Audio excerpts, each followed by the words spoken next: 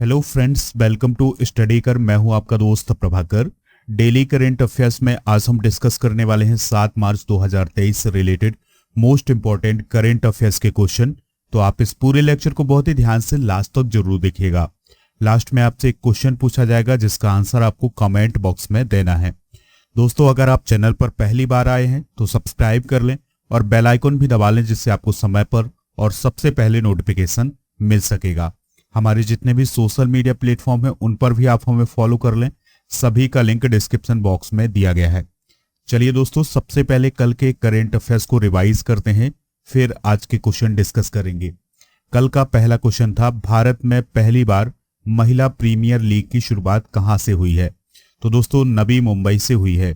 D Y Patil stadium में पहला मुकाबला खेला गया था। विश्व मोटापा दिवस कब मनाया जाता है? 4 मार्च को मनाया जाता है। एम अहमदी कौन थे जिनका हाल ही में निधन हो गया है? तो दोस्तों, वह भारत के पूर्व सीजेआई थे, यानी चीफ जस्टिस ऑफ इंडिया थे। वर्तमान चीफ जस्टिस ऑफ इंडिया कौन है? डीवाई चंद्रचूड़। संतोष ट्रॉफी 2023 का खिताब किसने जीता है? कर्नाटक ने जीता है।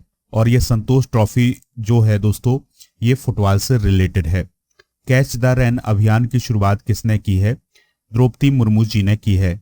और ये जो कैच द रैन अभियान है, ये जल शक्ति मंत्रालय के द्वारा चलाया जा रहा है। मध्य प्रदेश का 53वां जिला कौन बना है? मऊगंज बना है। किससे अलग होकर बना है दोस्तों? रीवा से।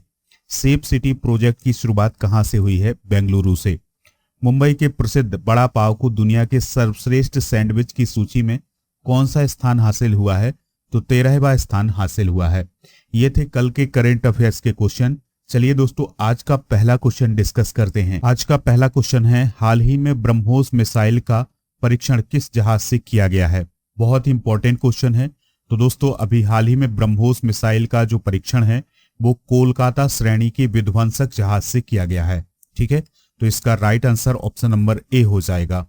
तो भारतीय नौसेना ने अरब सागर में ब्रह्मोस सुपरसोनिक मिसाइल के जहाज से लॉन्च किए जाने वाले संस्करण का सफलतापूर्वक परीक्षण किया है।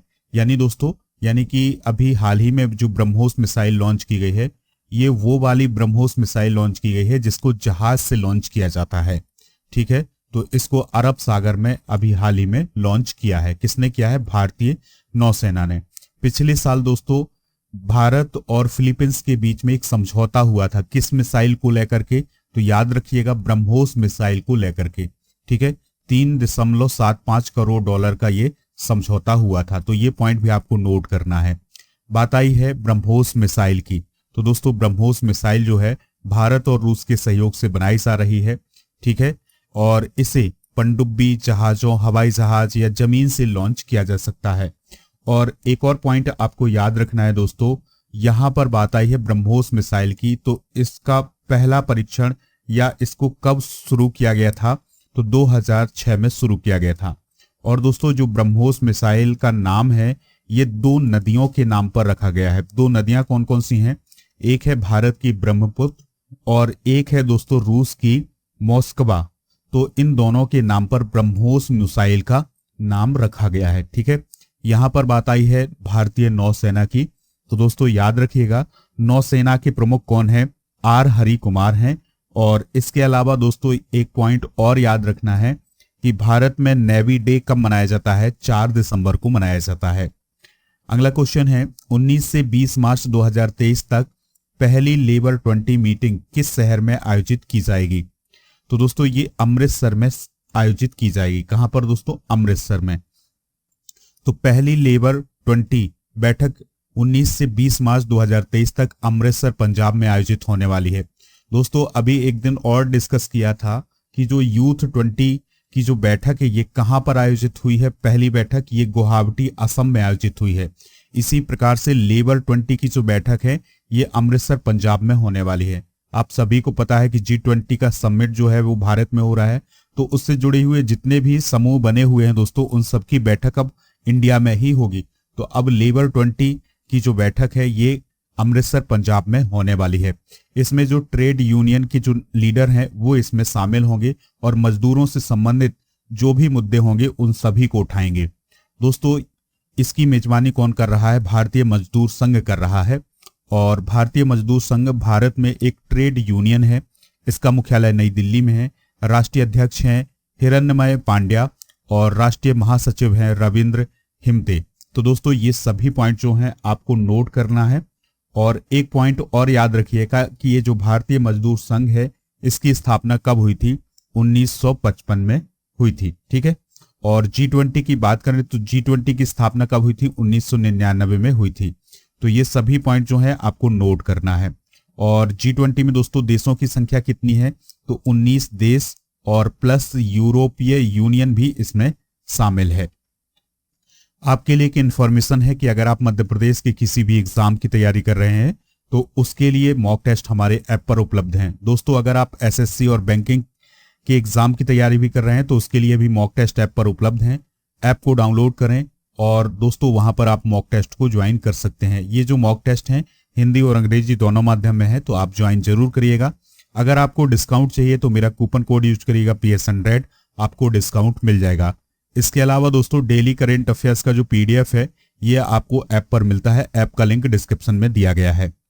अगला क्वेश्चन है, किस राज्य सरकार ने इलेक्ट्रिक वाहन खरीदारों को टैक्स और रजिस्ट्रेशन फीस से छूट दी है? तो दोस्तों ये अभी कदम उठाया है उत्तर प्रदेश की सरकार ने। यानी कि जो इलेक्ट्रिक व्हीकल होंगे उन पर कोई टैक्स नहीं लगेगा। ठीक है। और इसके अलावा जो रजिस्ट्रेशन फीस है उसमें भी छूट दी गई है। तो ये कदम उठाया है किसने? उत्तर प्रदेश की सरकार ने। तो उत्तर प्रदेश सरकार ने इलेक्ट्रिक वाहनों को बढ़ावा देने के लिए यह कदम उठाया है। 2025 तक उत्तर प्रदेश में बेचे और रजिस्टर्ड इलेक्ट्रिक वाहनों पर 100% छूट दी जाएगी। यानी दोस्तों इस कदम का जो प्रमुख उद्देश्य है वो है इलेक्ट्रिक वाहनों को बढ़ावा देना। और दोस्तों अगर हमारे समाज में इलेक्ट्रिक वाहन ज्यादा होंगे तो होगा क्या? प्रदूषण कम होगा। ठीक है। इसीलिए अब हर देश जो है वो इलेक्ट्रिक वाहनों को ज्यादा महत्व दे रहा है। भारत भी इस दिशा में कदम उठा रहा है। तो दोस्तों उत्तर प्रदेश सरकार के द्वारा टैक्स और रजिस्ट्रेशन फीस में अभी छूट दी गई है। इलेक्ट्रिक वाहन का मतलब क्या होगा दोस्तों? ऑटोमोबाइल जो बैटरी से चलते हैं और अल्ट्रा कैपेसिटर या फ्यूल सेल के द्वारा संचालित होते हैं उन्हें ही इलेक्ट्रिक व्हीकल माना जाएगा। ठीक है। राज्य में खरीदे जाने वाले इलेक्ट्रिक वाहनों के फैक्ट्री मूल्य पर 15% की सब्सिडी भी दी जाएगी। ठीक है दोस्तों, यहां पर इलेक्ट्रिक वाहन की बात आई है तो अभी हाल ही में इंडिया की पहली electric AC double decker bus कहां पर लॉन्च हुई है? मुंबई में लॉन्च हुई है। तो ये सभी पॉइंट आपको नोट करना है।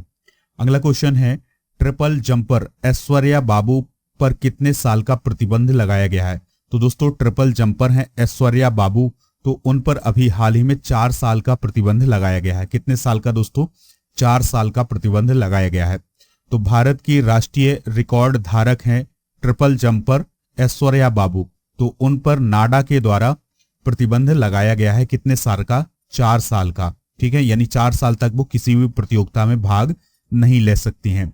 ऐश्वर्या बाबू को धाविका S लक्ष्मी के साथ 2022 में बर्मिंघम राष्ट्रमंडल खेलों की टीम से बाहर भी किया गया था क्योंकि उनको एस्टेरॉयड के लिए पॉजिटिव पाया गया था। यानी कि उनके शरीर में एस्टेरॉयड पाया गया था जो कि एक प्रतिबंधित पदार्थ होता है। अगर कोई खिलाड़ी एस्टेरॉयड लेता है तो इसका मतलब ये है कि ये इस खिलाड़ी को बैन किया जा सकता है, जैसा कि ऐश्वर्या बाबू को किया गया है। दोस्तों यहां पर बात आई है नाडा की, तो नाडा का फुल फॉर्म होता है नेशनल एंटी डोपिंग एजेंसी। इसकी स्थापना 24 नवंबर 2005 को की गई थी और यह भारत में डोपिंग संबंधी जांच करने वाली संस्था है। यानी कि कोई भी खिलाड़ी किस प्रकार के पदार्थ लेता है, कौन से पदार्थ प्रतिबंधित पदार्थ हैं, इन सभी की जांच कौन करता है? नाडा करता है। अगला क्वेश्चन है, India national centre for biological sciences के शोधकर्ताओं ने किस रोग की वैक्सीन डेवलप की है? तो दोस्तों India national centre for biological sciences के जो शोधकर्ता हैं उन्होंने अभी हाल ही में डेंगू रोग की वैक्सीन डेवलप की है। तो India national centre for biological sciences के शोधकर्ताओं ने भारत, अफ्रीका और अमेरिका के 9 अन्य संस्थानों के सहयोग से डेंगू बुखार के उपचार के लिए भारत की पहली और एकमात्र DNA वैक्सीन डेवलप की है। दोस्तों अभी इसका परीक्षण चूहों पर किया गया है और इसके परिणाम भी पॉजिटिव आए हैं। दोस्तों डेंगू की अगर हम बात करें तो यह मच्छर के द्वारा फैलने वाली एक बीमारी होती है जो कि डेंगू वायरस या जीनस फ्लेवी वायरस के कारण होती है।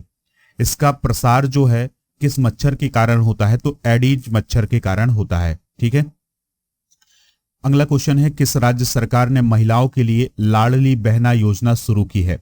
तो लाडली बहना योजना जो है ये शुरू की गई है मध्य प्रदेश की गवर्नमेंट के द्वारा।